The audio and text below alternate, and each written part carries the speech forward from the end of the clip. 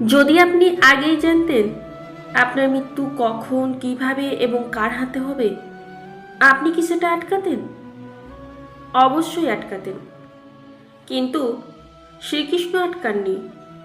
যিনি সুদর্শন চক্র ধারণ করেন, যিনি এক আঙ্গুলে গোবর্ধন তুলেছিলেন, যিনি কুরুক্ষেত্রে অর্জুনকে বিশ্বরূপ দেখিয়েছিলেন, তিনি একজন সাধারণ শিকারীর তীরে চুপচাপ শুয়ে পড়লেন কেন? এই প্রশ্নের উত্তর খুঁজতে হলে আমাদের ফিরে যেতে হবে গান্ধারীর অভিশাপের সেই রাতে। আজ আমরা জানব অভিশাপ থেকে দ্বারকার ধ্বংস পর্যন্ত শ্রীকৃষ্ণের শেষ লীলার সম্পূর্ণ রহস্য। কুরুক্ষেত্র যুদ্ধ শেষ হয়েছে, কিন্তু যুদ্ধক্ষেত্র এখনো নীরব নয়। 18 দিনের রক্তক্ষয়, ভাইয়ের হাতে ভাই, গুরুর বিরুদ্ধে শিষ্য, সব শেষ। হস্তিনাপুর এখন আর রাজপ্রাসাদ নয়, এটি একটি স্বগৃহ। এই শূন্যতার মাঝখানে বসে আছেন এক মা, গান্ধারী। তিনি চোখ বাঁধা রেখেছিলেন সারা জীবন। আজ সেই মা হারিয়েছেন তার 100 পুত্র। যখন শ্রীকৃষ্ণ তার সামনে এলেন, তিনি বললেন, মাধব, তুমি সব জানতে, তবুও থামালে না কেন?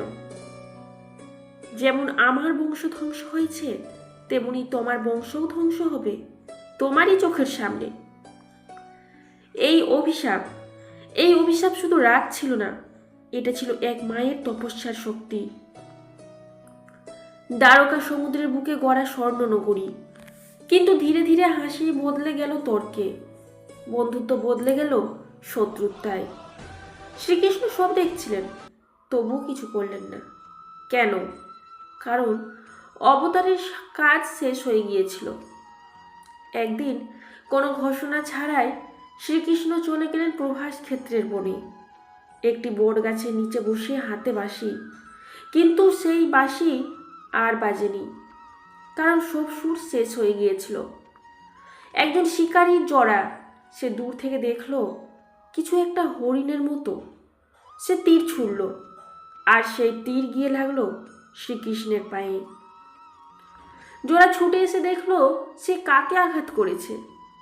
সে কাঁদতে লাগলো, প্রভু, আমাকে ক্ষমা করুন। শ্রীকৃষ্ণ বললেন, এটা তোমার ভুল নয়, এটা বিধির বিধান। শ্রীকৃষ্ণ দেহত্যাগ করার পর সমুদ্র ধীরে ধীরে গ্রাস করতে শুরু করলো দ্বারকাকে। কোনো চিৎকার নেই, কোনো আতঙ্ক নেই, শুধু একটি যুগের শান্ত সমাপ্তি। শ্রীকৃষ্ণ চলে যাওয়ার সাথে সাথে শুরু হলো কলিযুগ। এখন আর কেউ পথ দেখাবে না সামনে দাঁড়িয়ে, এখন পথ খুঁজতে হবে নিজের ভিতরেই। তাহলে প্রশ্নটা আবার আসছে, যদি শ্রীকৃষ্ণ সব জানতেন, তাহলে তিনি থামালেন না কেন? হয়তো কারণ ঈশ্বরও নিয়ম মানেন। তিনি নিয়ম তৈরি করেন এবং নিজেই সেই নিয়ম অনুসরণ করেন। তবে আজ একটি প্রশ্ন রেখে যাচ্ছি, আপনার জীবনে কি কখনো মনে হয়েছে কেউ অদৃশ্যভাবে আপনাকে পথ দেখাচ্ছে? অবশ্যই কমেন্টে লিখুন। আর যদি ভিডিওটি ভালো লাগে, তাহলে সাবস্ক্রাইব করুন মনের আলো চ্যানেলে। রাধে রাধে, জয় শ্রীকৃষ্ণ।